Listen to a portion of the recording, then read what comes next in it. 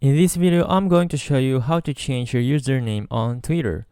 So let's go to Twitter, and then let's click on the menu button at the top left, and then let's click on Profile, and then let's tap on Edit Profile, and then from here you could change your name, and this is your display name. So let's just tap something, and then we could tap Save.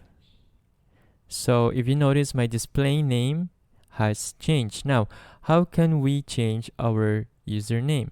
Let's go back to our home page, and then let's tap on the menu button, and then let's tap on Settings and Privacy, and then let's tap on Account, and you could see here that we could change the username already.